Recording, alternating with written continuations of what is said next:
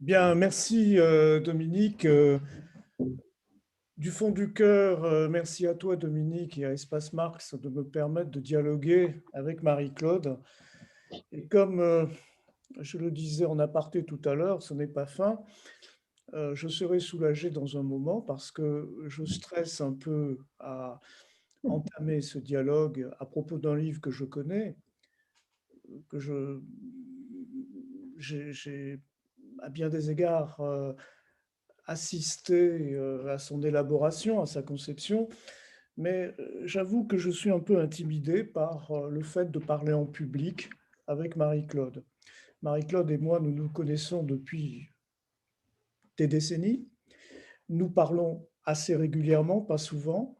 Nous parlons de tout, nous discutons de tout. Mais discuter en privé, c'est une chose, et discuter en public, c'en est une autre. Je le dis en toute sincérité. Pourquoi cela? Parce que, bon, Marie-Claude est mon aînée. Elle aurait pu Oui, être, oui, tu es mon aîné, tu aurais pu être un de mes modèles. Tu aurais pu être un de mes modèles à l'université parce que je trouve que tu as un parcours universitaire qui pour moi est exemplaire, c'est-à-dire tu as été et tu es une véritable enseignante-chercheuse, une universitaire et en même temps extrêmement modeste. Et je vais dire un mot qu'on n'utilise pas beaucoup, quelqu'un de probe. Tu as été vice-présidente d'une université bordelaise, mais tu l'as fait en défendant tes convictions, en défendant beaucoup de choses, il me semble. C'est l'image que j'ai, c'est la représentation que j'ai. Et c'est vrai que dans notre communauté, je trouve que c'est à saluer. Et puis, pour moi, je t'ai toujours perçue comme une militante, une universitaire, une militante féministe d'abord, et une militante marxiste aussi, avec une fidélité à tes choix, non pas la foi du charbonnier ou de la charbonnière, mais les choix qui sont les tiens, tu les assumes pleinement. Et je trouve ça, là aussi, admirable, hein, au sens étymologique. Donc tout ça, voilà, avec une dernière chose, et on va parler du livre, à une époque où, dans nos milieux intellectuels et universitaires, on critiquait beaucoup les Gilets jaunes, moi j'avais plaisir, avec Sophie, on avait plaisir à te rencontrer le samedi en manif, quand il y avait beaucoup de monde, parce que nous étions peu nombreux. Alors aujourd'hui, tout le monde encense le mouvement des Gilets jaunes, mais à l'époque, je ne dis pas qu'il fallait encenser le mouvement, mais du moins être curieux vis-à-vis de lui. Et les universitaires que nous sommes, nous étions peu nombreux à être allés voir et ensuite à avoir battu le pavé avec eux et avec elles. Bon, donc je suis un peu embêté parce que je voudrais contribuer très modestement à ce que ton livre soit connu. Permets-moi de te dire que je pense que ton livre est un livre important. Alors, je me réjouis que les éditions Phaéton le publient. Il est publié un an après la publication des 3 carnets de la Grande Guerre de ton grand-père. Quand tu m'avais sollicité amicalement pour jeter un œil sur le manuscrit qui était en cours d'élaboration, ce n'était qu'un seul ouvrage. Tu as scindé les choses. Et je trouve donc que le livre qui fournit matière à notre rencontre ce soir, Firmin Farge, d'une guerre l'autre, est un livre important. C'est un livre important parce que dans les années 70, nous étions beaucoup, quelle que soit notre obédience, quelle que soit la carte que l'on avait ou que l'on n'avait pas, nous étions beaucoup à considérer que s'il n'y avait pas d'enquête, on n'avait pas droit à la parole. Hein. Pour pouvoir parler, il fallait enquêter d'abord. Il fallait savoir de quoi l'on parlait, et pour savoir de quoi l'on parlait, il fallait se frotter à la réalité. Bon, une grande tradition marxiste, cela. D'ailleurs, entre nous, cette tradition marxiste, les grands penseurs du marxisme l'ont peut-être piqué à Platon, hein, parce que dans l'Apologie de Socrate, il y a à peu près la même idée. Si l'on n'a pas enquêté, on se tait. Bon. Et je crois que, par analogie, on ne peut pas prétendre faire l'histoire si l'on n'a pas consulté les archives, si l'on ne s'est pas frotté aux archives. Ça me paraît essentiel. Et tu as fait cela. Tu as fait cela à partir d'archives familiales, on va y revenir. Je crois que tu as eu accès à ces archives familiales au décès de ta mère en 2001. Archives, on va dire presque, on écoutait les cloches tout à l'heure, miraculeusement sauvées, conservées. Beaucoup de documents, 2 caisses entières, je crois, que tu as consultés, que tu as exploités, que tu as travaillé, que tu as discriminé, et puis des archives publiques. Tu as véritablement mené une enquête. Je me permets de te dire, je trouve ton livre vraiment intéressant. Pourquoi? Parce que d'abord, tu indiques ta méthodologie, tu indiques tes sources, on peut vérifier tout cela. Et puis, à aucun moment, tu te réfugies dans la fiction du sachant invisible. Tu es présente du début jusqu'à la fin de ton livre, et tu es présente avec tes interrogations, avec tes doutes, avec les questions que tu te poses au fur et à mesure que tu découvres, que tu apprends un certain nombre de choses, que tu recoupes un certain nombre de choses. À bien des égards, je trouve que cette manière d'exploiter l'archive, les archives, c'est une manière dont on ne peut pas faire l'économie. Là aussi, c'est une manière à la fois probe et honnête. Alors, ton livre, c'est l'histoire de ton grand-père. Mais en faisant l'histoire de ton grand-père, en écrivant l'histoire de ton grand-père, tu écris aussi une histoire de ta famille et tu questionnes, interroges et réécris une partie de l'histoire de notre pays, de l'histoire de notre région, de Bordeaux. Et notamment dans ces heures les plus noires, les plus terribles, les heures de l'occupation. Alors vraiment, cela me paraît capital parce que, ça sera ma première question, en faisant l'histoire de ton grand-père, en faisant l'histoire de ta famille, tu énonces une position politique, je trouve. C'est-à-dire que vraisemblablement, et je t'interrogerai aussi sur ce point, ce livre répond à un besoin personnel en tant que sujet. Tu as éprouvé le besoin de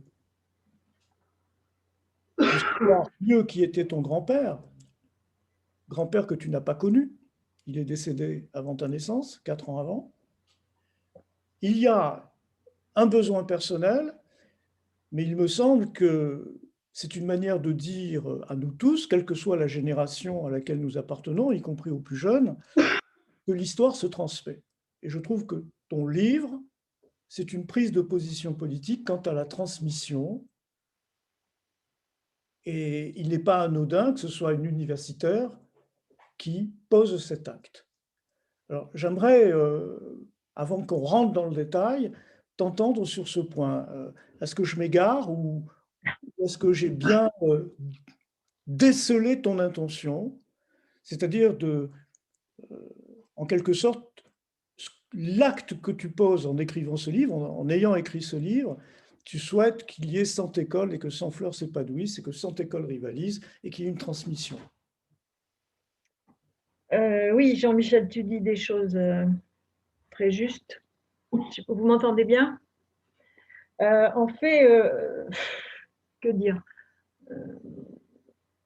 C'est un mélange de hasard et de nécessité, peut-être, ce livre. Un hasard parce que le hasard de la découverte d'archives, effectivement, de choses assez inattendues, puisque en fait, comme dans tous les décès, quand les parents disparaissent, on a des choses à trier, peut-être, à jeter aussi.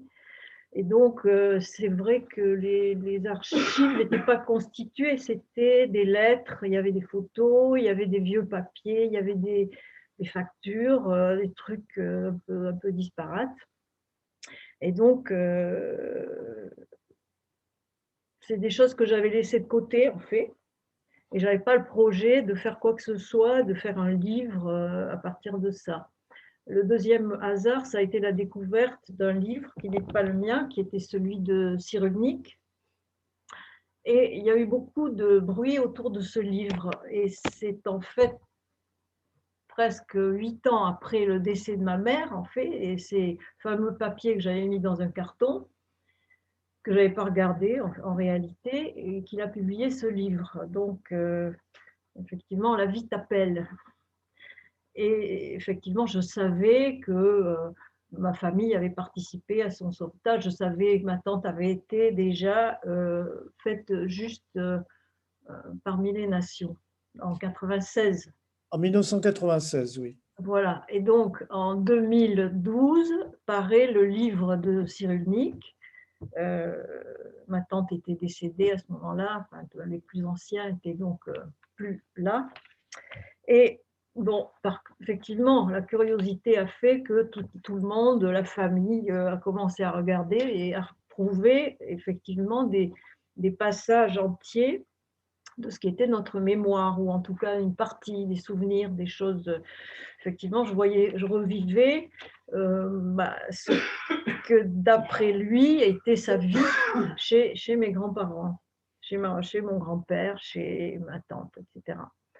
Et donc, c'est vrai que là, je me suis posé des questions, d'abord sur une espèce de distance, en fait, entre ce que mes perceptions ou mes souvenirs étaient, et puis ce que Boris faisait apparaître. Alors, bon, le premier moment d'étonnement passé, c'est vrai que je suis allée chercher, je ne sais pas pourquoi, en fait, c'est ça qui est assez bizarre, parce qu'on ne sait pas pourquoi ça se passe. Je suis allée donc chercher dans cette caisse, comme si il y a une espèce de préscience de ce que j'allais trouver. Et effectivement, j'ai trouvé des courriers très, très abondants de mon grand-père à ma mère, qui à l'époque était donc jeune femme, et qui ne vivait pas donc dans la maison de ses parents. Et donc là, j'ai trouvé des passages entiers décrivant effectivement ce qui se passait avec Boris, et en particulier comment il était enfant, etc. Donc là, j'ai commencé à dire oh, mais c'est incroyable. Enfin voilà, donc c'est ça la première réaction. Après, bon, l'idée du livre, elle est venue peu à peu, mais sans forcément que j'ai un projet politique. Tu parles de projet politique. Mon projet, je dirais qu'il est venu en écrivant. D'ailleurs, c'est bon. Alors, certainement dans la continuité de ce que j'avais fait avant, ou de ce que j'avais pu faire ailleurs, je dirais dans une autre vie, hein, bon, qui était la vie à la fac. Mais j'ai découvert aussi une façon d'écrire très, très différente. Voilà. Peut-être que j'avais censuré, d'ailleurs, c'est un peu ce que j'ai toujours eu l'impression que je me censurais, en fait, dans l'écriture académique. Enfin, disons que c'était une discipline qui me... À la fois, sans doute, ça m'a structurée, donc très bien, mais à la fois, j'ai souvent regretté les premiers élans que j'ai pu avoir dans ma thèse et qui ont été fortement sanctionnés, c'est-à-dire que la fac n'a jamais admis ce genre de travail. Et c'est vrai que là, j'ai l'impression de revenir à des choses qui, en fait, m'importent. Voilà, je dirais ça. Si tu Alors, me permets, Marie-Claude, déjà, ta réponse est très riche. Pour nos auditeurs et auditrices, il est peut-être bon de dire que Boris a vécu chez tes grands-parents, donc ta grand-mère et ton grand-père, Firmin et Georgina, quasiment 2 années, oui, depuis juillet 1942 jusqu'à la rafle terrible en janvier 1944. oui, D'abord chez tes grands-parents, et ensuite, on va l'évoquer, quand il est sauvé, ta tante, Margot, joue un rôle essentiel dans son sauvetage. Ce n'est pas elle, d'ailleurs, qui le tire de la synagogue de Bordeaux.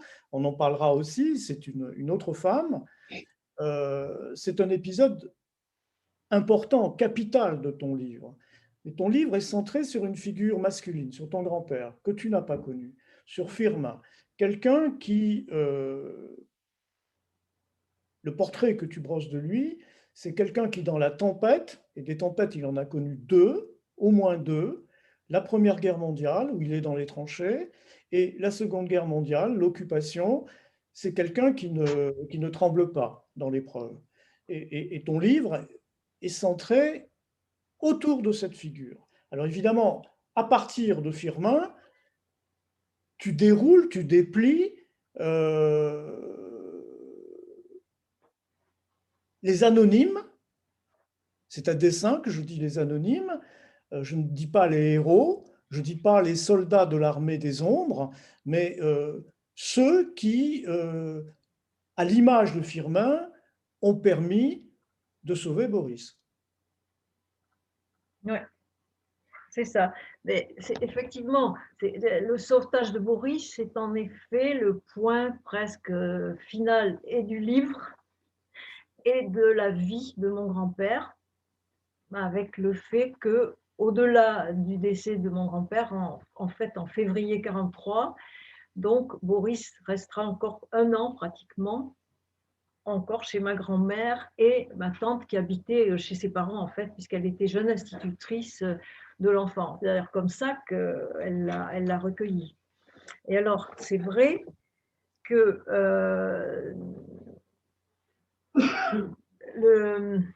comment dire, Firmin, j'ai pas voulu constituer un héros. D'ailleurs, en fait, parfois, je me suis souvent interrogée, d'ailleurs, au fil de l'écriture, en me disant, bon, finalement, c'est un homme ordinaire, alors est-ce que c'est intéressant? Est-ce que ça peut susciter l'intérêt de travailler autour de cette personne, en dehors de l'intérêt que moi, je peux y trouver, qui est effectivement de connaître ce que je n'ai pas pu connaître, puisqu'il était déjà en fait décédé quand moi je suis née. Alors, c'est ça qui m'a intéressée, mais effectivement, au-delà, j'ai cherché aussi à comprendre ce qui avait fait ce sauvetage, parce que, en fait, j'ai été assez choquée. Bon, dans un premier temps, le livre de Cyrulnik, bon, ça fait plaisir de voir revivre ses grands-parents nommés de façon assez proche comme ça. Puis après, on se dit, mais bon, il y a des choses qui ne collent pas. Et c'est un peu ça qui m'a motivée quand même au départ. Et c'était pas une forme ça n'allait pas avec, disons, les manières dont ma grand-mère me racontait un peu les épisodes, parce que dans mon enfance, elle nous a parlé de cet enfant qui avait été sauvé, etc., sans trop l'avoir revu, mais elle savait et elle nous disait des choses. Et c'est vrai que j'ai donc eu un sentiment où j'ai voulu chercher si c'était ça la vérité, en fait, dans ce que lui racontait. Alors, non que je mette réellement en cause la question de la résilience, c'est-à-dire cette notion qu'il utilise pour montrer comment un enfant qui a été traumatisé, qui a subi un traumatisme de cet ordre-là, peut en effet vivre et souhaiter vivre et surmonter en fait ce trauma. Bon, la résilience, effectivement, est utilisée à toutes les sauces, mais je n'avais pas trop envie d'entrer dans cette question parce que finalement, le fait qu'on l'utilise à toutes les sauces ne veut pas non plus dire que, que la façon dont, mettons, Cyrulnik l'a utilisé pour qualifier ce qui lui était arrivé à lui et doit être complètement invalidé. Ça, je ne le pense pas non plus.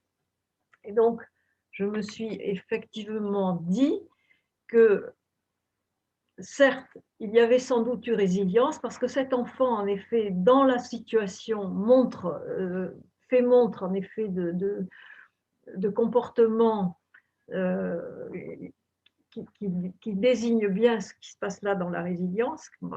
Par exemple, dans la synagogue, il est capable de dire « J'habite chez Madame Farge, j'ai tel âge ». Et donc, alors il dit, lui, qu'il s'est sauvé lui-même. Ça, c'est encore… Alors là, ça me paraissait complètement à côté. Bon. Mais je ne voulais pas non plus aller contre ça et j'ai essayé de, de trouver les éléments de ce qui avait fait ce sauvetage. Et effectivement, ça m'en vient à parler. Et j'ai donc creusé ce qui était derrière ce sauvetage. Et il y a qui? Il y a ma tante, certainement, son institutrice d'école maternelle. Bon, il y a au-delà mon grand-père, ma grand-mère, qui accepte de le loger, de l'accueillir pendant 2 ans. Au-delà, il y a mon oncle, Camille. Camille, qui est assistant du directeur, ce qu'on appelait le directeur de la population à l'époque. Et sachant que ce directeur de la population, qui s'appelle Masreveri, est lui un résistant. Et donc, finalement, j'arrive à reconstruire toute cette histoire de sauvetage qui va même au-delà de ces personnes que je viens de citer, qui va jusqu'à des instituteurs, puisque Boris va passer effectivement de maison en maison et va être sauvé. En fait, il va être sauvé 2 fois. Une première fois parce qu'il est accueilli pendant 2 ans, et une deuxième fois après la rafle du 10 janvier 1944, parce que ma tante va utiliser tous les amis instituteurs et franc-maçon de mon grand-père dans une espèce de chaîne qui est une chaîne de sauvetage et qui va donc le conduire à aller chez André Monzi, qui a été un instituteur qui était à Camarsac à ce moment-là, puis chez André Lafaille et bien d'autres en fait. Et aussi chez Boussineau, qui est donc à Pandora pendant un temps. Donc voilà. Et donc, j'ai voulu essayer de montrer que, en effet, derrière, on a beaucoup parlé des héros et résistants, mais derrière cette histoire de résistance, il y avait en effet des attitudes très, très différentes et qui pouvaient être fondées essentiellement sur la solidarité et une forme de chaîne, en fait, une chaîne laïque et fraternelle. Et c'est là où ça rejoint un peu ce que j'ai essayé aussi de montrer des engagements de mon grand-père, puisqu'effectivement, il était à la fois militant, laïque, SFIO, par exemple, de la période des années 36, mais également franc-maçon. Et c'est d'ailleurs à travers le recours de cette chaîne de francs-maçons que Boris va être sauvé. Et ça me paraissait important de le dire, parce que ça n'avait jamais été dit, ni écrit, ni dit. Alors, si tu me permets, justement, Oui. je trouve que l'un des points forts de ton livre, ce n'est pas de rompre des lances avec le souvenir, le propos et le discours de Boris Cyrulnik sur les circonstances de son sauvetage.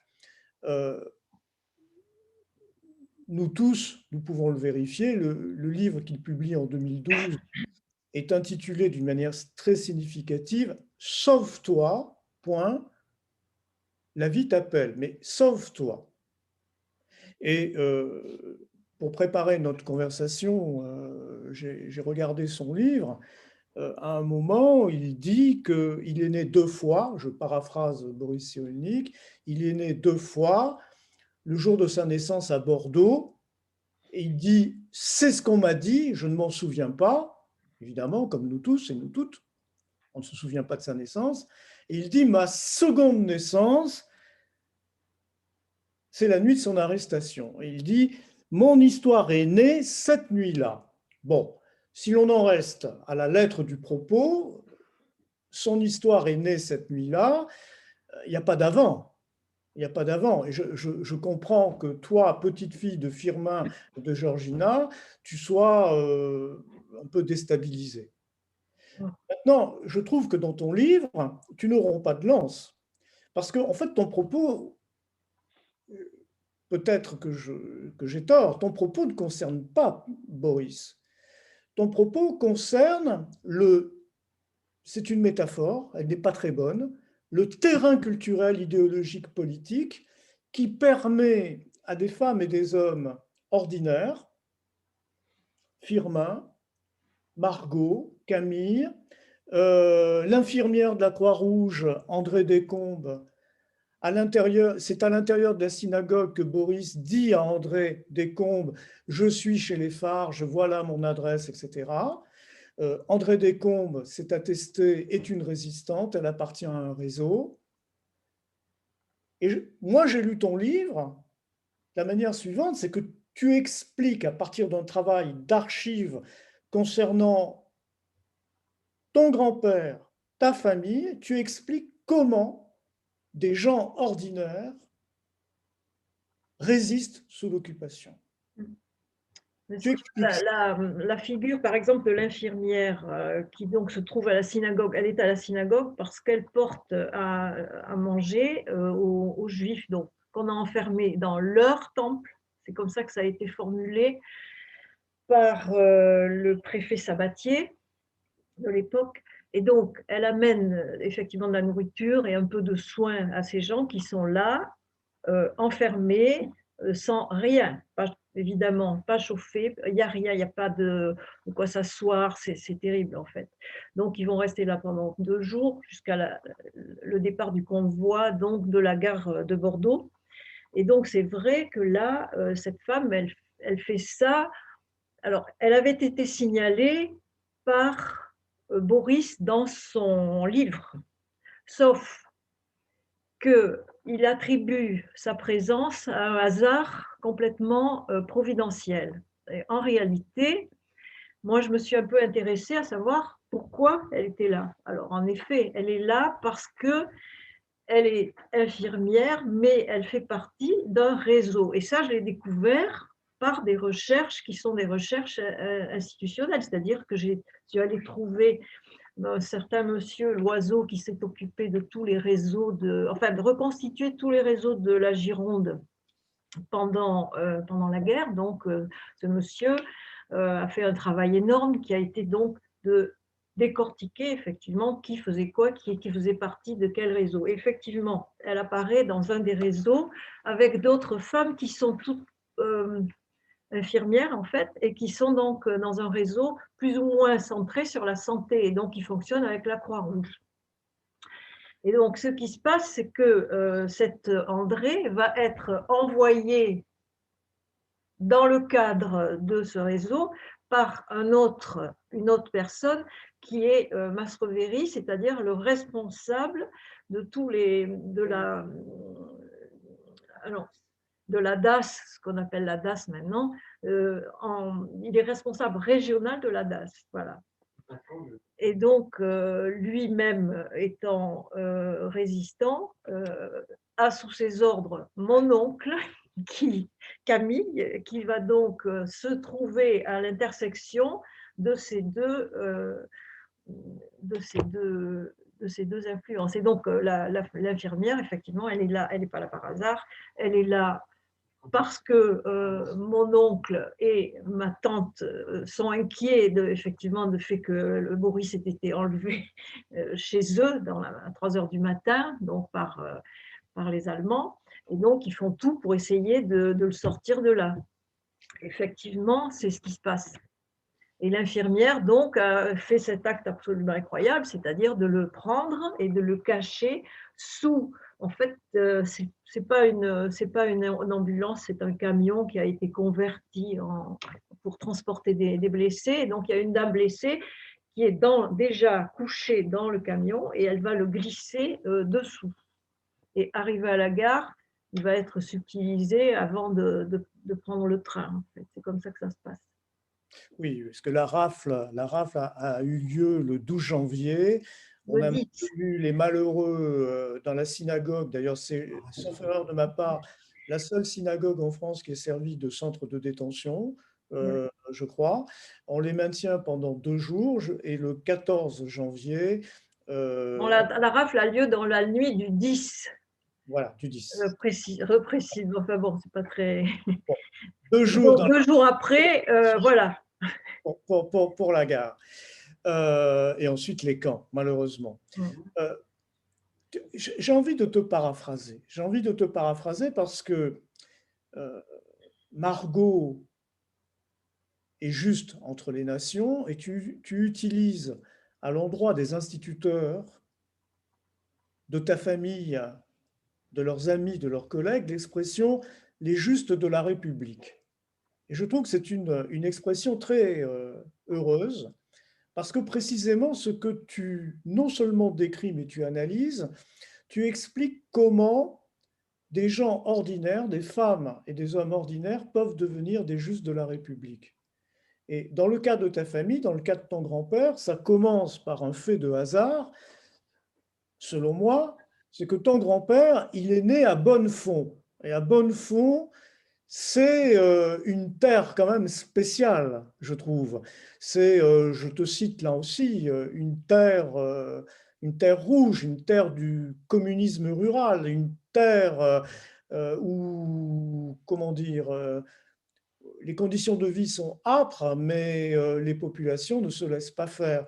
Et je trouve que, comment dire, cela commence, voilà, que l'un des berceaux de ta famille soit cette région, je pense que ça compte. Bah, oui, oui, pour moi ça compte. Je veux dire que ça compte tellement que j'ai tenu à ne pas, écrire effectivement un livre qui ne parle que de l'affaire Cyrulnik, c'est-à-dire, effectivement ce sauvetage qui, est, effectivement un point important, mais, d'après moi, heu, c'est là où je disons, l'économiste ou je ne sais quoi, la sociologue avait peut-être un peu pris le dessus. J'étais persuadée qu'on pouvait trouver les sources de cette éclosion des années 40 dans ce qui faisait les origines de mon grand-père, bon, c'est-à-dire la Corrèze. La Corrèze, ce fameux plateau de Millevaches, et avec une famille qui est quand même assez particulière, puisque j'ai un arrière-grand-père qui est déjà instituteur, mais il est cultivateur-instituteur. Et donc, mon arrière-grand-mère épouse d'ailleurs le maître, donc, elle aussi devient institutrice, voilà. Et donc, ils vont avoir 7 enfants. Donc, 7 enfants, dont il y a donc 4 garçons, dont mon grand-père. Certains vont devenir, alors oui, ils vont, bon, il y a beaucoup de pauvreté dans le coin, c'est même pas la peine de le préciser, et donc mon grand-père va être celui qui va être destiné à l'enseignement, c'est-à-dire qu'on va dire celui-là, il va être instituteur, professeur, voilà, c'est ce qui se passe. Les 3 autres font des études d'agronomie. Et donc, dans l'idée peut-être d'essayer de développer, parce qu'ils sont quand même exploitants, mais très petits, et donc ils veulent peut-être exploiter la forêt. D'ailleurs, c'est ce qui va se passer, puisque mon grand-père va planter une grande partie de la forêt qui maintenant appartient d'ailleurs à l'ONF. Enfin, tout a été vendu dans les années 60. Et donc, dans cette famille, les filles deviennent toutes institutrices, mon grand-père instituteur, et tout ce monde s'en va enseigner dans le Nord au début des années 1905-1910. Donc les 3 sœurs et Firmin. Voilà. Et les garçons Farge, eux, vont avoir des destinées un peu différentes. Donc il y en a un qui est mort à la guerre de 14, très jeune, pratiquement un mois après. Donc lui, il était ingénieur agronome, donc voilà. Et les 2 autres partiront en Algérie pour enseigner l'agronomie dans l'école en particulier, donc d'abord à Philippeville, et puis ensuite l'autre sera à Oran, puis à Alger. Enfin voilà. Donc voilà. Et donc mon grand-père est plus ou moins chargé de surveiller les sœurs institutrices dans le Nord. Ça se passe comme ça pendant jusqu'à la guerre de 14 en fait. Et à partir de son insertion, alors bon, ils sont typiques de ce qu'on appelle les hussards noirs, donc j'ai tout un chapitre effectivement qui rappelle un petit peu ce que représentent les hussards noirs avec tous les excès que cela que l'on a pu dénoncer, et puis en même temps tout ce que ça représente aussi d'investissement citoyen, je dirais. Avec quand même une petite différence, que les filles restent quand même très, disons, les sœurs de Firmin vont se cantonner quand même à leur classe, et peu débordées, alors que bon, mon grand-père va se retrouver donc adhérer à la SFIO très vite. Évidemment, comme beaucoup, il admire Jaurès, ma grand-mère le répétait, donc comme ça que je le sais. Et c'est vrai qu'il va être contacté aussi par des collègues pour devenir franc-maçon, et donc il va être initié à Lille en fait avant la guerre. Il est pacifiste aussi, et il a participé à des… Pendant l'été, il va aux sessions pacifiques en Allemagne, chez un… Et donc j'ai retrouvé des traces de cet engagement, donc dans un certain nombre de courriers. Effectivement, j'ai retrouvé sur le plan historique, alors les lieux où se passait cet enseignement avec un certain Wagner, qui était donc pas le musicien, mais donc un pacifiste allemand.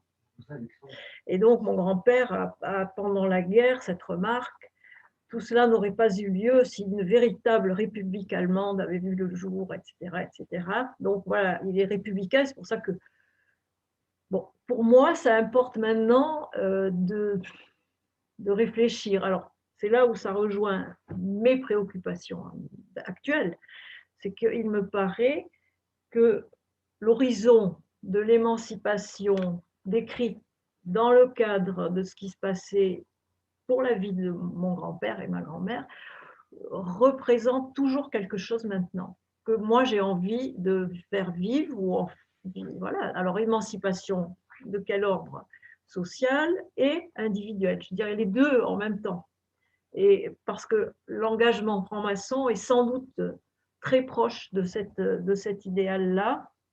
En tout cas, c'est comme ça que mon grand-père en parle, puisque j'ai eu la chance de retrouver des écrits de sa loge, en fait. En allant à la bibliothèque du Grand Orient de France, on trouve des documents écrits auxquels on a accès très, très facilement, d'ailleurs, sans problème.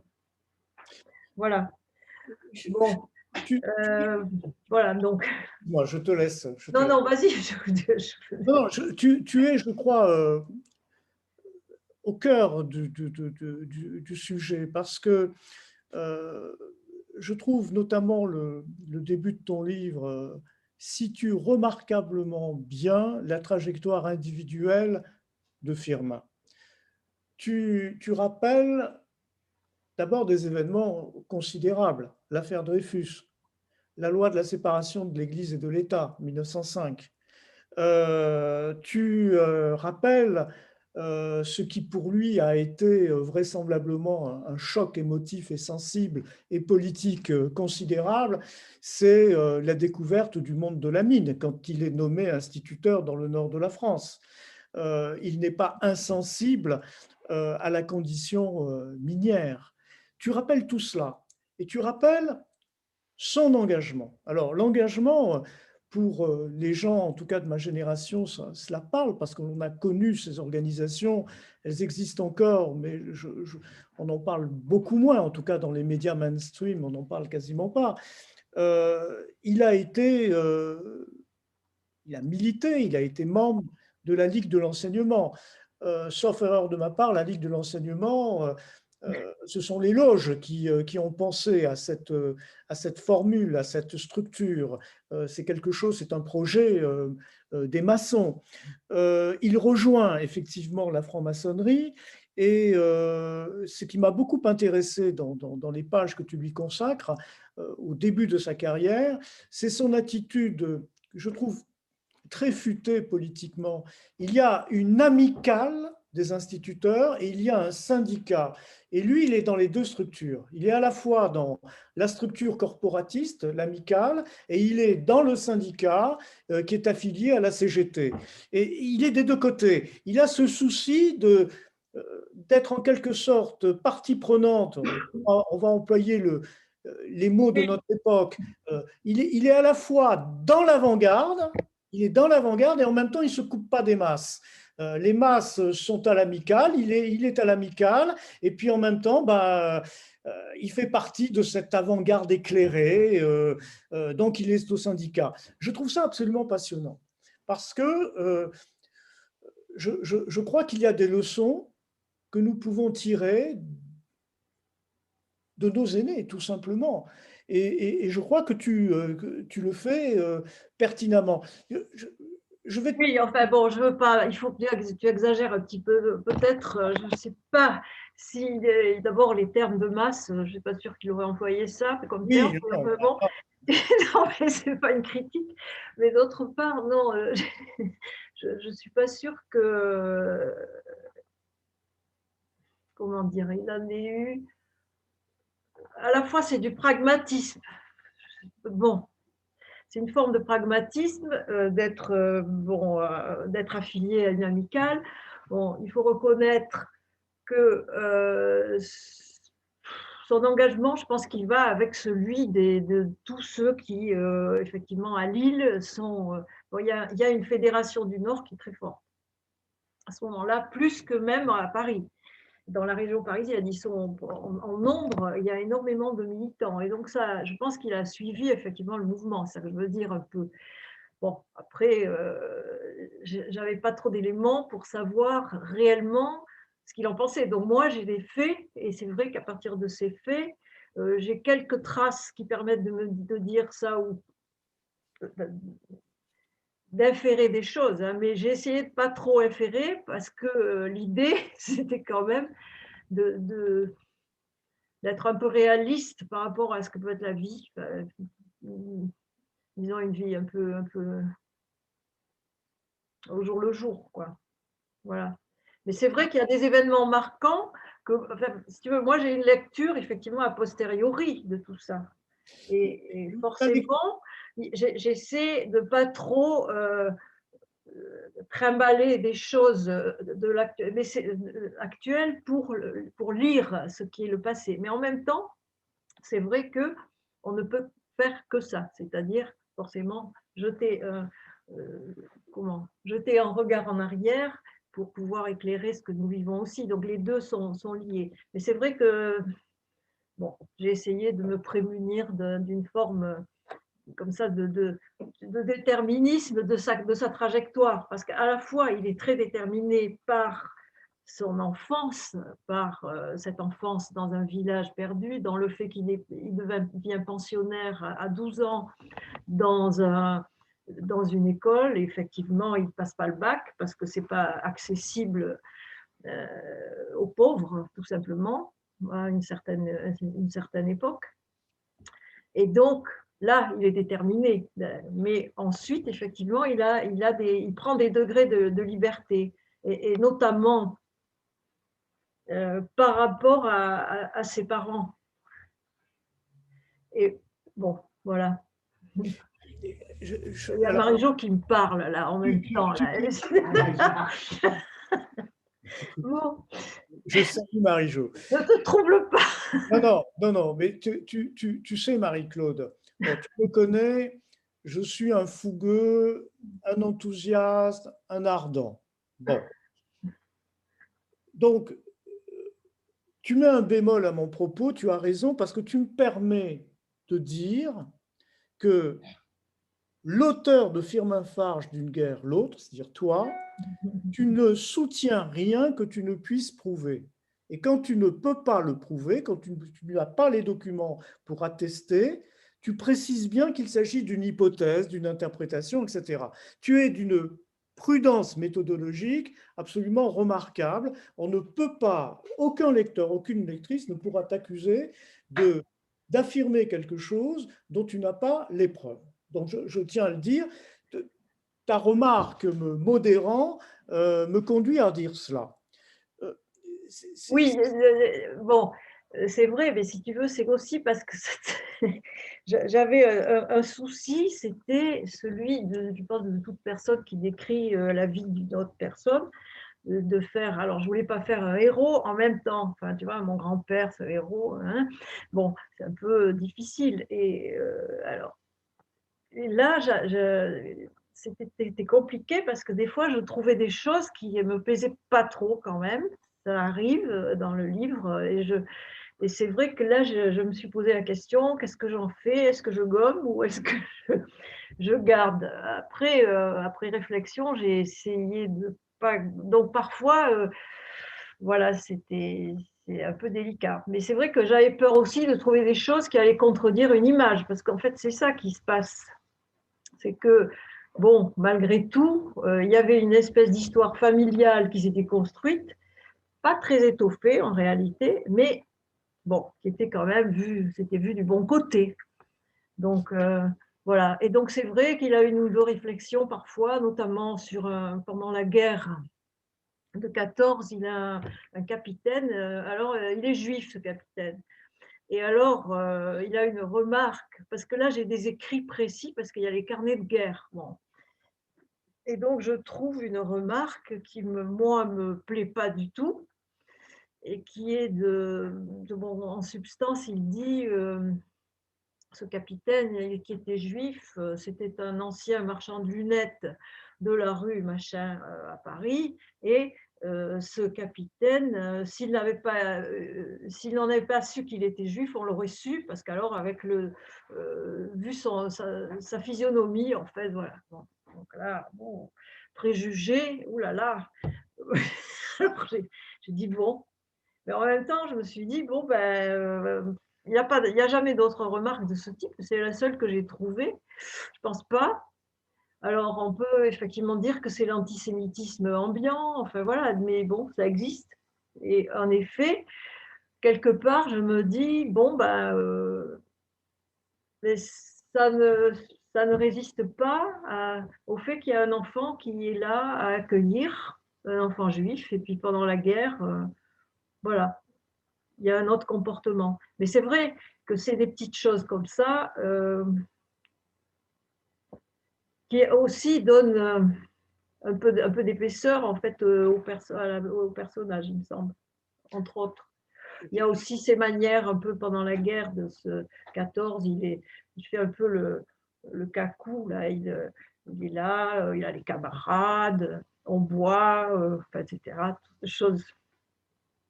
Bon, voilà. Je crois que nous sommes, toi et moi, d'accord sur le fait qu'il est difficile, pour ne pas dire impossible, de déterminer pourquoi un sujet humain va un jour poser un acte héroïque. Les déterminations profondes qui font qu'une femme ou qu'un homme désobéissent pour poser un acte héroïque de solidarité humaine, bon, il faut consulter du côté de Sigmund pour explorer cela. Oui. Mais je trouve qu'il y a l'autre bout. Un bout, c'est l'économie psychique de chacun, de chaque sujet, mais l'autre bout, c'est ce que j'appelle le terrain social. Et je trouve que cela, l'archive, ton travail, la mémoire de ta famille, ta propre réflexion, fournit un certain nombre d'éléments vraiment intéressants concernant justement ces instituteurs d'entre les deux guerres. D'où ils viennent, qui ils sont, quel est leur rôle politique. Et ça, ce n'est pas le fruit du hasard. Et je crois que tu le démontres. Tu le démontres. Tu ne te contentes pas de le poser. Tu le démontres. J'ai la chance d'avoir un document quand même unique, parce qu'en fait, il a écrit, étant devenu inspecteur primaire, en fait, après-guerre de 14, il est inspecteur primaire. Et donc, il écrit des livres de morale et d'éducation civique. Et donc, j'ai eu en main un des exemplaires de cet ouvrage, coécrit d'ailleurs avec un collègue. Et là, il y a matière à analyse de ce que c'était, que l'éducation et l'instruction dans les années… les bouquins sont écrits en 1922. Alors, pour la petite histoire, ils ont même été condamnés par Pétain, c'est-à-dire que j'ai retrouvé l'acte dans une des… je ne sais plus à quelle date, en 44, 44, je crois. c'est ça, les bouquins vont être interdits parce que jugés… alors, pourquoi? Parce que ces livres sont conçus à la fois de manière assez, comment dire? On trouverait assez convenu, si on veut, hein, sur ce que peut être la morale, l'éducation, la famille, ce genre de choses, et en même temps, ce qui a fait qu'il a sans doute pas été en odeur de sainteté à partir des années 39-40, je pense, c'est que d'une part, on cite beaucoup trop de gens de gauche, c'est-à-dire que ce sont des livres de lecture à l'usage des enfants, donc, et c'est une façon, c'est des livres de classe, hein. Donc, ça permet comme ça de dégager, effectivement, il y a quand même une tendance plutôt de gauche, on peut le dire comme ceci, sociale, hein, dans ces bouquins. Il y a aussi pas mal de citations. J'ai un peu analysé qui était cité parmi tous les auteurs. Il y a pas mal d'auteurs qui sont aussi francs-maçons, ça fait pas mal dans le paysage. Donc, tout ça fait que, à la fois, ces livres-là sont très, très, à mon avis, très très fortement marqués par la période, mais en même temps peuvent être fortement décriés à partir du retour de bâton qui a lieu après le Front populaire, en fait. À partir de là, on va commencer à chercher tout ce qui dans ces livres-là va être… Et puis, bon, voilà, le rôle des instituteurs, il est là, il est dans cette éducation, dans cette idée de combattre l'ignorance, dans cette idée d'émancipation. Voilà, dans l'émancipation. Je crois que ça, c'est le terme que j'ai repris quelque part d'ailleurs dans un des titres. Tu l'utilises, ce terme, et c'est la raison pour laquelle tout à l'heure, je posais avec prudence que je ne doute pas que quand tu as eu envie de consacrer beaucoup de temps à l'écriture de ce livre, tu n'en avais pas le projet, mais l'écriture euh, t'a conduit à avoir un projet politique. Je vais te lire. C'est à la page 175. Je te lis. Tu écris, parlant des instituteurs, fort de la conscience du rôle social qui leur incombe, ils, les instituteurs, ont toujours pris en charge leurs élèves, quelles que soient les conditions.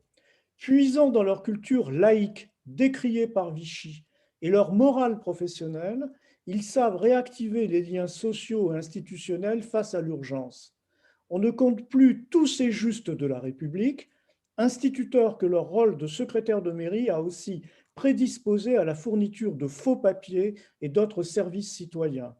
Une façon de signifier aussi pour ces instituteurs qu'ils sont toujours, comme le dit l'historien Patrick Cabanel, maîtres à bord de leur école rurale et plus largement dans leur village. Peu d'entre eux se sont dérobés, dis-tu. En particulier André, qui puise à la culture maçonnique pour laquelle la solidarité est un devoir sacré. Il ne sera pas le seul. Et là, je trouve que c'est très important ce que tu écris. Tous ces instituteurs semblent avoir été portés par les liens horizontaux que le contrat laïque traversant les cultes particuliers rend possible de nouer. Toujours selon Patrick Cabanel, pour être invisible de l'extérieur, suite à la dissolution par Vichy des associations et sociétés secrètes, les liens plus verticaux générés par ces organisations n'en existaient toujours pas moins, notamment par croisement avec les affinités amicales. Pour moi, tout est dit là. Les deux bouts, le terrain sociologique, idéologique et politique et l'économie psychique, l'horizontalité, la verticalité. Je suis très sensible non seulement à ce passage, mais à la manière dont tu as conçu toute ta démonstration. Si tu veux, c'est vrai que là, je suis quand même très convaincue même maintenant que ce qu'on appelle la laïcité, hein, à la française peut-être, entre guillemets, correspond bien à cette idée d'horizontalité qui traverse effectivement les cultures. Et je pense que ça a pu jouer dans une période de crise. Alors, ce qui me trouble actuellement, c'est que l'on essaie d'aller au-delà de ce que peut être la laïcité, la loi de 1905, pour spécifier je ne sais quelle caractéristique de la laïcité, ouverte ou fermée, ou ceci ou cela, qui, à mon avis, n'a pas d'intérêt, parce que l'intérêt, justement, c'est dans le fait que ça permette ce lien, effectivement, entre des différences, en fait. Et donc de traverser les différents éléments. Oui, je vois qu'il y a une question de Dominique. Dominique invite à la question. C'est une Allez-y. manière élégante et de camarade de nous dire que nous Non, avons posé, toi et moi, 1 heure et qu'il est temps, non pas de nous taire, mais de laisser l'assistance intervenir. Donc, oui, Dominique, oui, non, mais il y a peut-être un aspect sur lequel on devrait peut-être insister, qui, moi, m'a beaucoup motivée pour l'écriture, c'est quand même de dépeindre le Bordeaux de l'entre-deux-guerres. Là, je me suis fait bien plaisir quand même, parce que j'ai essayé de faire le lien entre ce qui est donc son arrivée à Bordeaux en 1928, l'arrivée de mon grand-père à Bordeaux avec toute sa famille, et ce qui se passe effectivement dans les années pendant la Deuxième Guerre, quoi. Voilà. Et donc, effectivement, là, sur Bordeaux, je me suis un peu laissée aller. Pas j'ai dû me réfréner parce que j'avais la liste des amis du maréchal. J'aurais bien aimé mettre quelques quelques noms. quelques noms, mais il paraît que ça se fait pas. On m'a dit, mais non, là, tu vas avoir des ennuis. Bon, alors je me suis réfrénée, donc j'ai simplement dit qu'il y en avait beaucoup. Parce que Bordeaux est quand même une ville très particulière. Et là, j'ai un peu réglé un compte gentiment, mais un peu parce que voilà. Ce qui m'a intéressé, c'est de voir que Bordeaux est un bouillonnement au début des années 30. Des anarchistes, énormément de mouvements politiques. Alors là, je me suis fondée sur des rapports qui étaient ceux de la préfecture, donc que j'ai trouvé aux archives départementales. Bon, alors, je n'ai pas évidemment tout exhibé, parce que l'idée, c'est quand même de faire le lien avec la pratique de ma famille, de mon grand-père, en fait. Mais, et de comment ils réagissent, comment la famille réagit à travers les courriers, à travers les courriers de la famille, à travers ces événements. Alors, Salingro, par exemple, est cité par mon grand-père à un moment donné d'une lettre. Bon, il y a beaucoup de choses qui ne sont pas intéressantes, hein, mais il y a des choses qui sont liées effectivement aux grands événements nationaux, comme par exemple l'année 34, aussi février 34. Et à Bordeaux, il y a des choses étonnantes parce qu'à la fois, elle passe pour une ville très réactionnaire, mais ce n'est pas tout à fait ça, parce que c'est très, très complexe en réalité, et le jeu politique est très complexe. Et en particulier, il y a le rôle de Marquet, qui est aussi, qui me paraissait important de mettre en évidence, à la fois pour ce qu'il a pu être pour la ville avant-guerre, et puis par rapport à la dérive qu'il a effectivement conduit à être le Premier ministre de l'Intérieur de Pétain pendant 3 mois, mais 3 mois qui comptent. Bien sûr. Voilà. Et donc, Une attitude ignoble voilà. de Marquet, attitude ignoble vis-à-vis de ses adjoints juifs ou francs-maçons qu'il abandonne sans un mot, alors que ses adjoints ont été à ses côtés pendant des années. Ben, c'est le cas de Benzacar, qui a d'ailleurs, il y a un amphi qui porte son nom à l'université de Bordeaux maintenant. Mais enfin, il l'a laissé tomber d'une manière mais absolument incroyable. Et donc, Benzacar a donc été révoqué. Tout de suite après les lois d'exclusion, c'est-à-dire les lois de 40, donc le 23 octobre 40, il est démis de ses fonctions après avoir été adjoint au maire de Bordeaux pendant une quinzaine d'années. Enfin bon, quelque chose d'incroyable. personne ne le soutient et malheureusement, Benzacar va finir en camp de concentration puisqu'il va d'abord être sorti de l'hôpital puisqu'il était tombé malade, donc quelques années après, 2 ans après, et lui et sa femme vont être déportés. Et l'université de Bordeaux ne fera rien, bien sûr, au contraire, puisque nous avons à Bordeaux un doyen de la fac de droit de l'époque qui s'appelle Bonnard, et donc qui est carrément, lui, un collaborationniste, pour dire clairement. Et alors, ce Bonnard-là, pour la petite histoire, avait un amphi à l'université de Bordeaux jusqu'à il y a 3 ans. Et nous avons passé des années à essayer de faire débaptiser l'amphi, ce que nous avons fini par obtenir. Voilà, parce que ce Bonnard-là, en effet, bon, enfin bon, il a eu une influence importante à la fois dans le domaine, dans son propre domaine, mais il a eu effectivement une influence importante aussi vis-à-vis des déportations, je pense en tout cas. Voilà.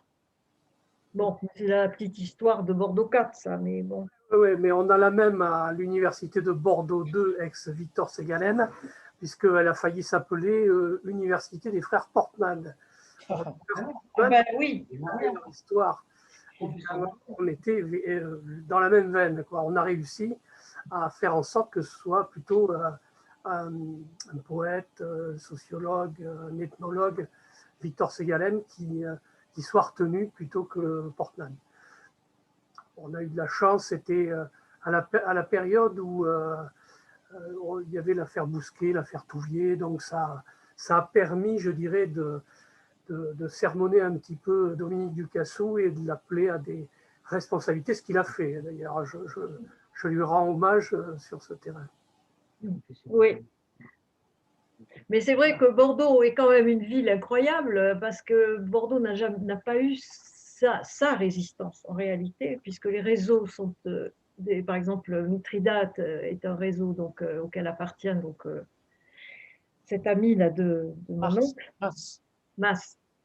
Et donc, ce réseau, donc ces réseaux ne sont pas bordelais. Et après la libération, Bordeaux va être la ville de France qui va honorer le plus de résistants. C'est une petite chose aussi amusante, mais qui dit bien, en effet, ce qu'est la ville. Et c'est vrai que mon grand-père, il a été en but, effectivement, ensuite, enfin, bon, il a été révoqué, donc, en 1941, tout de suite, parce que je pense qu'il a fait mine de résister et que, bon, malgré tout, ça n'a pas plu. Il y a un certain nombre de choses, les documents que j'ai trouvés qui indiquent un peu ça. Et donc, une fois qu'il a été révoqué, donc il a fait partie de ceux dont les listes ont été publiées donc, au journal officiel. Et puis, il a été soumis à la vindicte d'un journal qui était l'Assaut. Et donc, pas mal d'articles de ce journal font allusion, plus ou moins près, effectivement, à cet inspecteur notoirement, on était des choses un peu dures, quoi, même très dures. Et Notoirement sectaire. tu dis dans ton livre que vraisemblablement l'arrestation de Boris au domicile de tes grands-parents résulte d'une dénonciation. Tu dis que Margot connaissait. Oui. Oui, mais en même temps, la préfecture est au courant que l'enfant est là, puisqu'à plusieurs reprises, ils veulent le reprendre histoire d'aller rejoindre ses parents. C'est comme ça que c'est dit. Bon, mais effectivement, oui. Bon, Dominique, tu voulais dire quelque chose? Non, c'était juste une petite incise juste par rapport à la remarque que tu as faite sur l'absence, entre guillemets, de résistance sur Bordeaux. C'est juste pour rappeler que le mouvement ouvrier, le mouvement syndicaliste et politique de progressistes a été étêté quasiment dès le début de la guerre, puisque 256 dirigeants ont été d'abord au Fort du Ha et puis ensuite fusillé au camp de Souges. Donc, si tu veux, sans vouloir, je pense qu'effectivement, dans certains milieux, en tout cas, on a fait ce qu'il fallait pour que la résistance ait du mal à se structurer.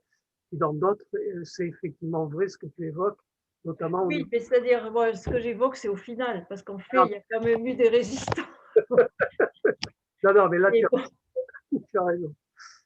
oui, oui, mais bien sûr. Mais en tout cas, moi, c'est passionnant.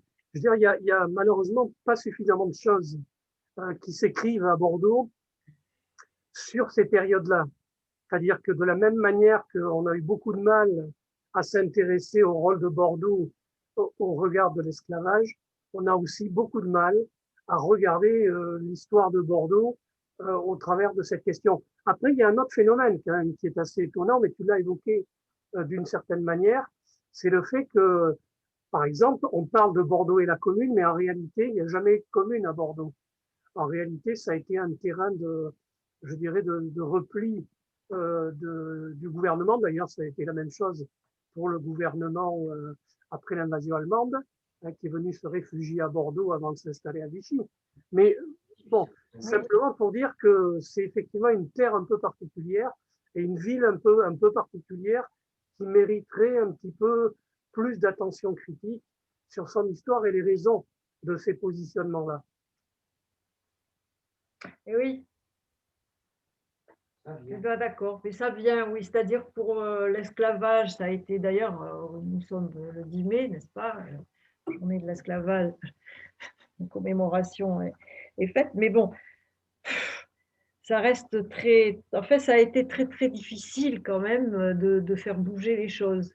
Parce que c'est vrai qu'une partie, à la sortie de la guerre, une partie des élites a été reconduite, comme partout en France, on va dire, mais peut-être plus particulièrement à Bordeaux, parce qu'il faut quand même savoir que Papon a fait quand même la libération, ce qui est quand même, et a réclamé des titres de résistant qu'il a fini par obtenir en 1958, d'ailleurs, mais bon, on se demande lesquels, voilà. Et bon, en fait, c'est à la fois pas différent de ce qui a eu lieu en France, malgré tout, hein, parce qu'on a les mêmes choses, les mêmes phénomènes, mais avec un silence peut-être plus pesant et plus prolongé. Et d'ailleurs, quand il a été question du procès Papon, c'est là où ça a quand même éclaté, c'est-à-dire quand, en 80, on a trouvé les documents relatifs à l'implication de Papon dans la déportation des Juifs. À ce moment-là, il y a tout un tas d'élites bordelaises qui ont agi, et ça, le livre de Gérard Boulanger le montre bien, ont agi pour empêcher que ça puisse sortir, que ça puisse advenir. Après, bon, il y a eu énormément. Enfin, le procès, pour qu'il ait lieu, il a fallu que 18 ans de bagarre pour que finalement il puisse voir le jour. Donc ça, c'est quand même significatif. Et justement, une grande partie de l'élite bordelaise souhaitait qu'il soit, comme on dit, dépaysé, c'est-à-dire qu'il n'ait pas lieu à Bordeaux. Et une partie de la lutte de Gérard Boulanger a été justement de résister à ça et de faire que ça se passe à Bordeaux. Comme ça avait pu avoir lieu à Lyon, effectivement, bon, vis-à-vis de Barbie. Ton grand-père, est-ce qu'il a croisé Marcel Cachin? Je ne sais pas. Je ne sais pas si c'était dans la même loge, mais ils étaient tous les deux francs-maçons et donc engagés, je dirais, au moins dans des combats communs. Ben, alors, moi, j'ai retrouvé des listes, effectivement, au Grand Orient. Il y a ce qu'on appelle des tableaux où sont inscrits tous les participants d'une loge à différentes dates. Il y a aussi les démissions. C'est comme ça que j'ai su qu'il avait démissionné. Il avait été radié une première fois pour défaut de paiement.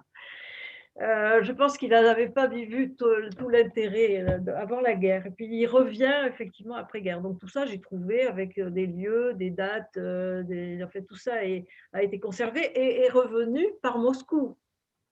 Ah Vous oui, savez l'histoire, oui. C'est-à-dire que les Allemands ont pris le cercle Ségalier à Bordeaux, en ont fait le foyer du soldat allemand, et donc ils ont pris toutes les archives, alors, disons que les loges avaient prévu déjà d'enlever les documents. Donc une partie des documents était déjà partie à Paris.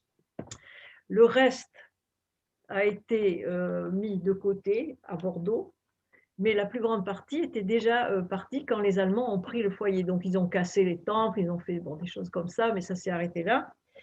Mais une fois, quand les Allemands sont arrivés à Paris, ils ont pris tous ces documents.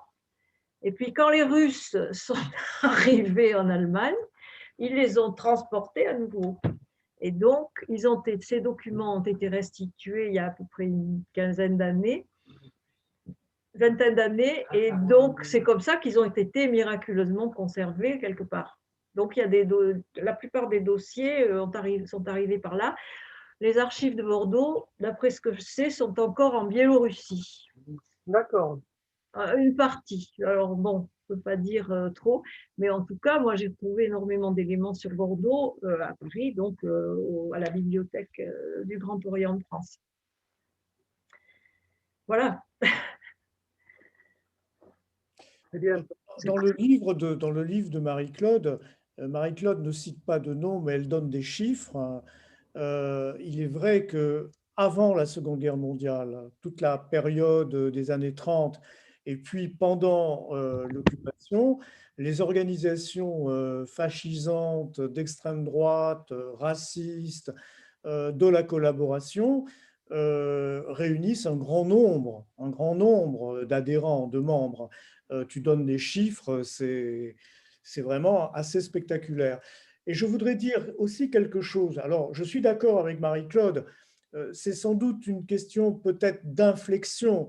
Ce qui s'est passé à Bordeaux s'est passé ailleurs, mais il y a une question de degré. Je suis d'accord aussi avec Dominique, je pense que on ne refait pas l'histoire, mais Bordeaux était en zone occupée, et c'est vrai que les cadres du mouvement ouvrier, qui auraient pu être des animateurs de la résistance, ont été exterminés très vite.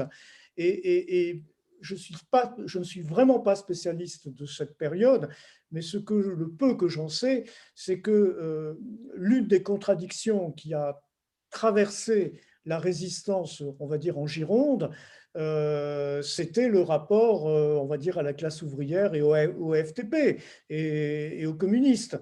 Il y avait des tensions très, très fortes, puisque, à ma connaissance, un certain nombre de réseaux résistants, indéniablement résistants, étaient liés à Londres et étaient l'émanation, en fait, de Londres. Il y avait là à la fois concurrence, rivalité, contradiction. Alors peut-être contradiction secondaire, mais contradiction secondaire que les nazis ont essayé d'exploiter. Je pense qu'ils ont exploité en partie avec succès, notamment autour de l'affaire Grand Clément, puisque l'un des motifs du retournement probable, pour ne pas dire avéré, de Grand Clément par les nazis, c'était justement la place des communistes et des maquis FTP. Oui, c'est-à-dire il y a eu deux temps en fait dans la répression des résistances. Il y a eu le premier temps en fait qui a ciblé les communistes, effectivement, sous couvert de l'histoire du pacte germano-soviétique. Et donc là, il y a eu énormément d'arrestations, des morts, etc. On sait.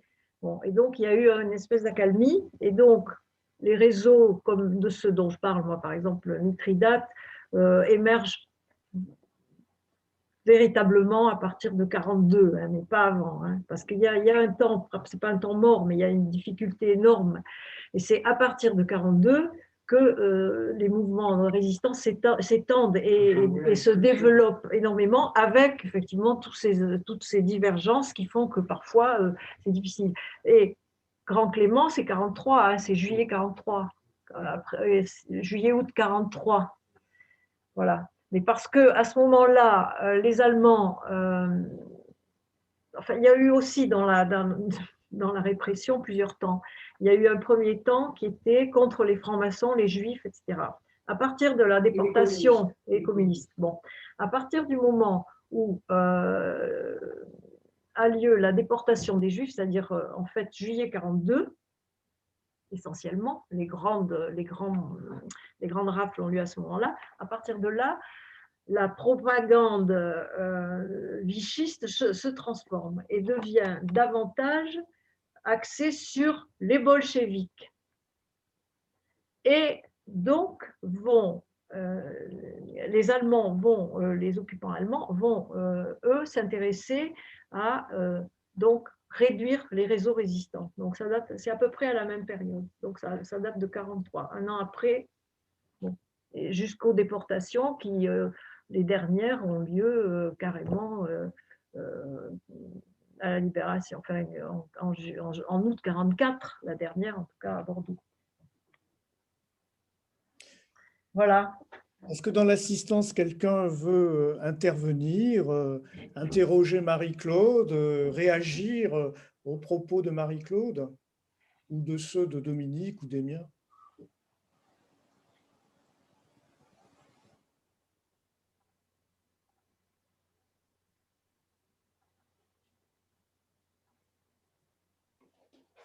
Je pense que peut-être Marie-Claude, il y a des choses à dire.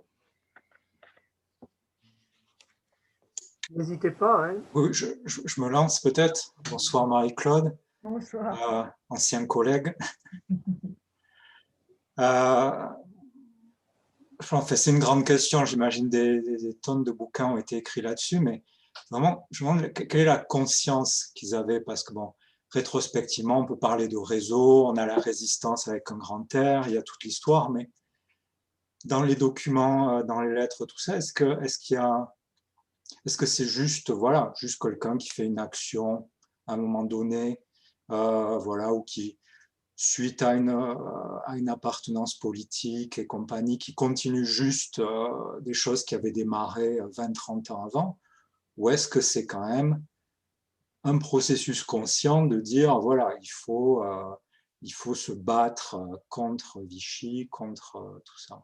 Oui, mais alors dans les courriers, c'est très compliqué parce que ça n'apparaît pas comme ça. Parce que ce qui apparaît, alors j'ai fait une assez grande place justement au courrier de la période des années 40, justement parce qu'il apparaît clairement, bon, mes grands-parents ont eu la visite du commissaire Poinceau parce qu'en fait, ils étaient quand même ciblés.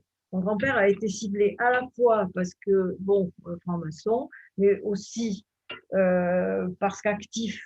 Et en fait, quelque part, il était hyper actif dans le milieu associatif. Je pense que là, qu'il était visible. Et donc, ça explique pourquoi il reçoit les visites de Poinceau. Mais à 6 reprises, ils ont les Allemands qui viennent demander s'ils ne sont pas juifs, etc. Donc, il y a plein d'épisodes qui montrent qu'en effet, il y a ils sont dans le collimateur pour parler vite. Et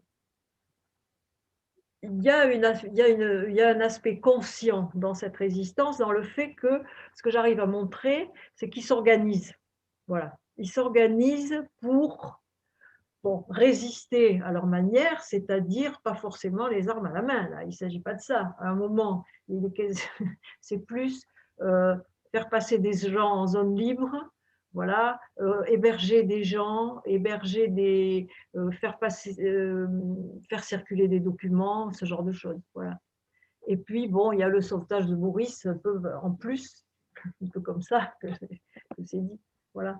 Mais dans les instituteurs, il y en a qui sont carrément beaucoup, qui vont être reconnus comme étant, qui vont avoir la médaille de la résistance, par exemple, dans l'un des collègues de mon grand-père, qui est lui-même directeur d'école à Saint-Médard-en-Jalles. Voilà. Rémi Boyau. J'ai envie d'apporter un grain de sel supplémentaire. Yes. Marie-Claude exploite ses correspondances sans, sans extrapoler. Elle n'extrapole pas. Elle reste à la lettre, elle interprète. Et alors, notamment, son grand-père fait toute une série de déplacements entre Bordeaux et puis le Limousin pour des questions de ravitaillement, etc., etc.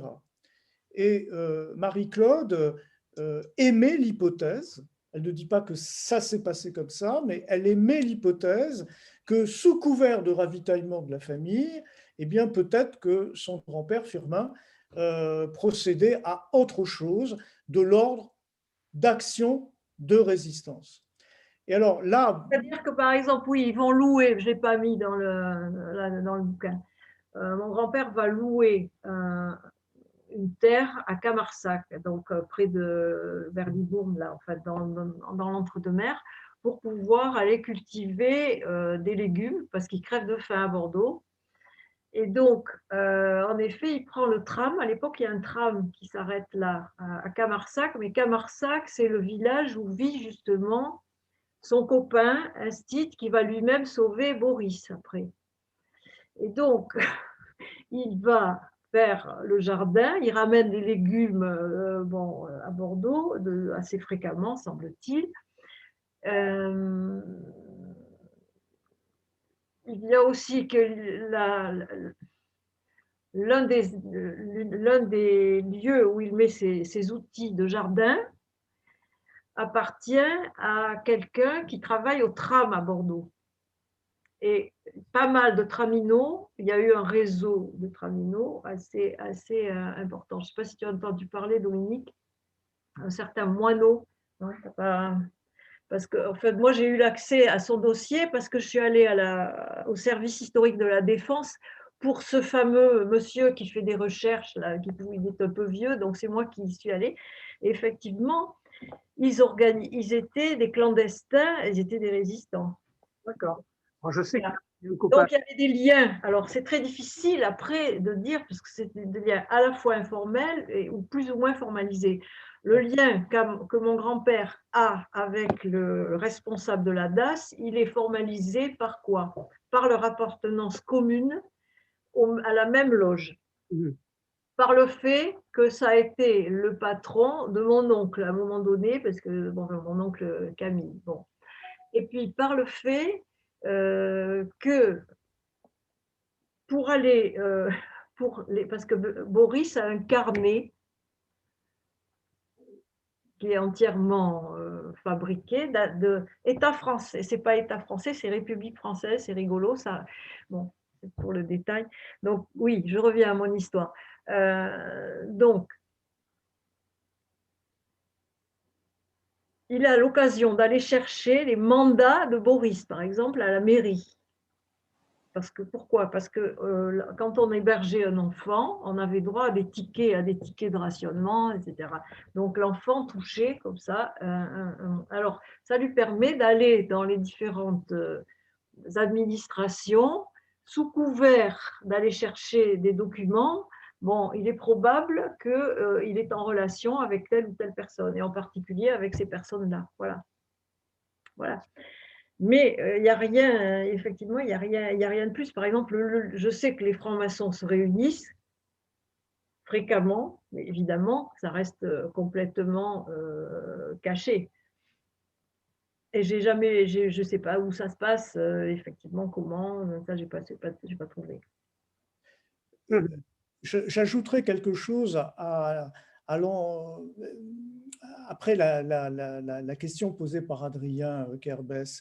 Je pense, et Marie-Claude le suggère, s'il y a eu action consciente, délibérée, continue, régulière de la part de ses parents, action de résistance, bien évidemment, dans les correspondances, ils sont d'une prudence de Sioux.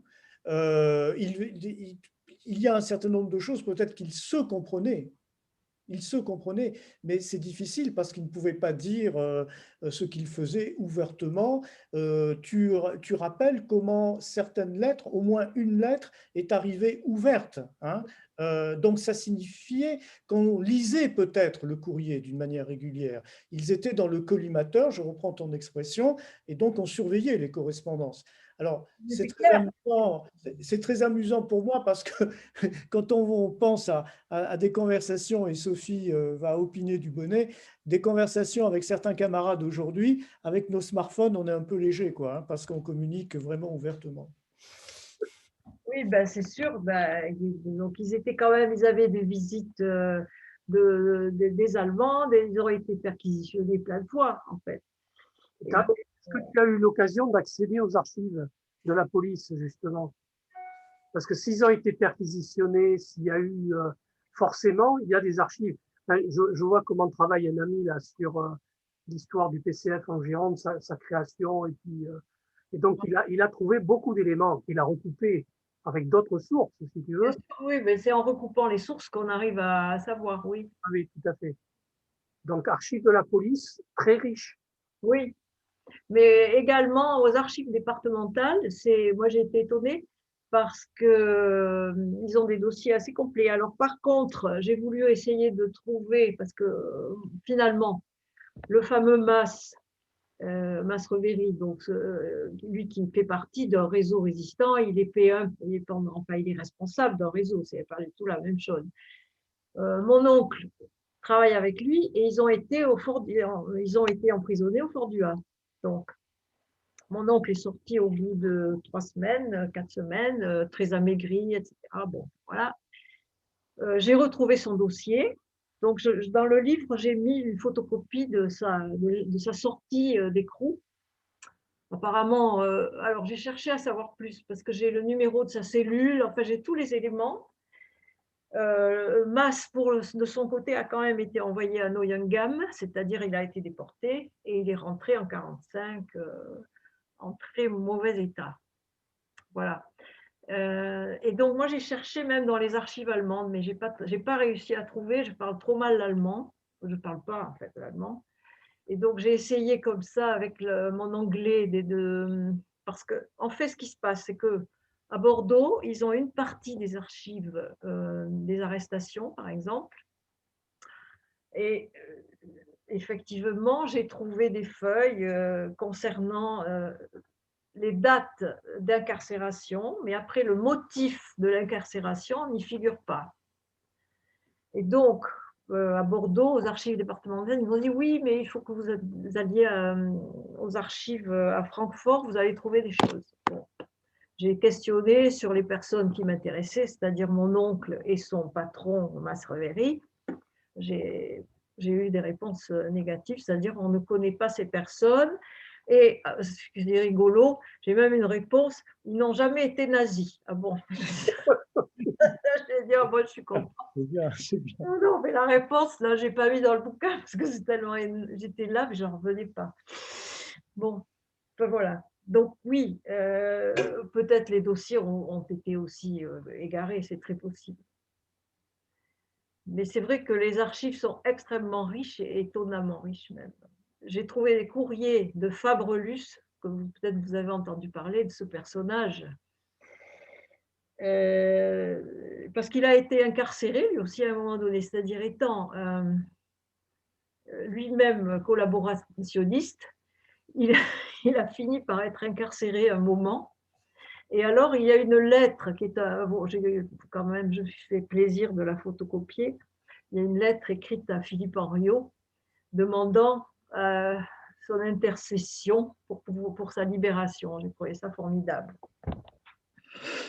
Voilà. Oui, non, mais il y a plein de choses. Alors, beaucoup de choses ont été faites à Bordeaux sur la résistance quand même. C'est comment il s'appelle, Théris, qui a fait pas mal de choses. Je ne sais pas si vous connaissez les bouquins, donc, y compris sur les grandes figures à la fois des résistants ou des collaborationnistes. Voilà. Et puis il y a Lormier qui est un insatiable de. Oui. Ok. Voilà. Bon, ben écoutez les amis, c'était sympa. Ben, écoute, ça me paraît tout à fait passionnant. Je pense que ça va être une bonne tranche d'histoire à partager. Voilà. Donc si vous êtes intéressé, ben, vous savez à qui vous adresser. Hein. À toi, il n'y a pas de souci. Alors oui, les chez Mola. Alors, bon, il va falloir le réclamer si vous voulez aller chez Mola, parce que c'est pas, je ne pense pas qu'il est bien affiché, là, bien visible. Non, il est chez Mola. La machine à lire, peut-être, là aussi? On est mis un peu chez la machine à lire, mais alors, c'est un peu délicat, hein, l'affaire. Enfin bon. On va le réclamer en librairie. Et Et puis, alors, oui. on le réclame en Ah librairie. bon, vous l'avez pas? Non. Et si, Nous allons le réclamer en librairie, puis de toute aussi à façon, Bègle, à Contretemps. Oui. Voilà, voilà. Il est dans seulement 3 endroits, puis bon, on va voir la suite. Ben, que dire? Essaye de chez Georges aussi, un petit peu à Talence. Ah oui, mais j'ai pas encore eu le temps de m'en occuper. Oui, il faudrait peut-être que j'aille essayer d'en poser un ou deux. Oui, voilà. Bah, sinon, auprès de l'éditeur, les éditions Phaéton. auprès de l'éditeur, édition Phaéton, tout à fait. Donc, si vous, le flyer est là pour vous indiquer tout ça. Voilà. Bon, ben, les enfants, c'est sympa. Merci Marie-Claude. Merci en tout cas à vous et ben séjour, hein, À bientôt. Dominique. Parfait pour de nouvelles aventures, aucun problème. D'accord, ok, allez, ciao. Merci Dominique, merci.